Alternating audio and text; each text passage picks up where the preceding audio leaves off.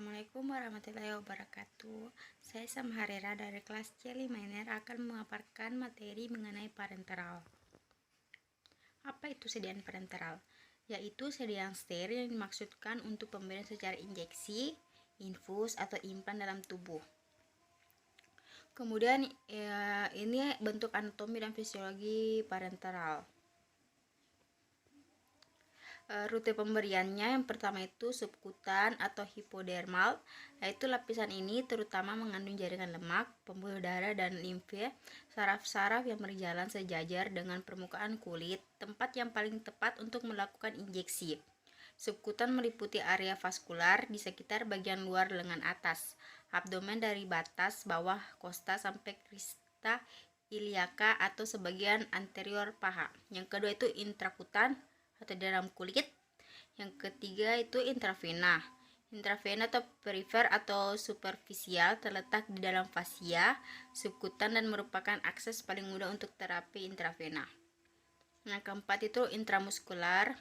Tempat injeksi yang baik untuk intramuskular adalah otot vastus lateralis, otot ventrogluteal, otot dorsogluteus, dan otot deltoid.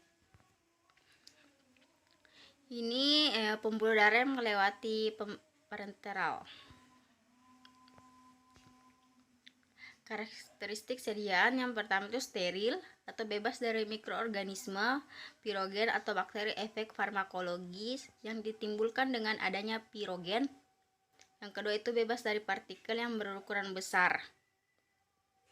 Seperti yaitu partikel yang melayang atau mobile tidak larut dalam sediaan parenteral. Kedua itu idealnya sediaan parenteral itu jernih dan tidak ada partikel dapat dilihat dengan mata telanjang. Standar USP itu perhitungan partikel dilakukan dengan electronic liquid bond particle counter with lithoboscuration sensor. Itu pada sediaan volume kecil kurang lebih 100 ml, tidak lebih dari 1000 partikel per kontainer dengan diameter 10 mikrometer dan atau 1000 partikel per kontainer dengan 25 mikrometer. Yang ketiga, pada sediaan volume besar tidak lebih 50 partikel per mililiter dengan 10 mikrometer dan atau tidak lebih 5 partikel per mililiter dengan 25 mikrometer. Kemudian stabil secara fisika dan kimia dalam kurang periode tertentu. Hal ini menentukan bahwa sediaan steril akan berada dalam bentuk cair atau berserbuk. Berbagai faktor yang mempengaruhi proses biofarmasetik obat pada pemberian melalui parenteral. Yang pertama itu larutan obat dan volume injeksi. Itu pemberian secara intravena. Obat-obat harus sepenuhnya dalam keadaan terlarut dalam pembawa atau air. Kelarutan obat dalam pembawa yang digunakan dan dosis yang diperlukan akan menentukan volume injeksi intravena. Kemudian karakteristik pembawa itu, pembawa air dapat digunakan untuk sediaan injeksi melalui berbagai rute pemberian. Sedangkan injeksi pembawa non-air hanya digunakan untuk rute injeksi intramuskular. pH dan osmolaritas injeksi. Idealnya sediaan injeksi adalah isohidri dan isotoni dengan cairan biologi, tetapi seringkali tidak dapat dicapai karena beberapa sebab.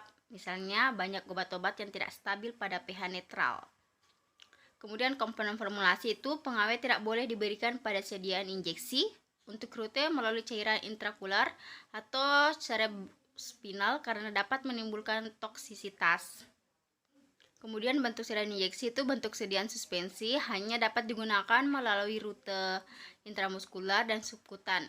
Tidak boleh ada partikel sedikit pun pada sediaan larutan yang diberikan secara intravena. Evaluasi biofarmasetik sediaan obat yang diberikan parenteral yang pertama itu uji pirogen, yang kedua potensi atau kadar. Meliputi evaluasi dilakukan dengan bantuan alat atau seperti HPLC, spektrometri massa, spektrofotometer sinar X, sinar UV, sinar tampak, dan inframerah, dan lain-lain. Yang kedua itu dosis yang ada tidak boleh kurang dari 90% dari yang tertera dalam label.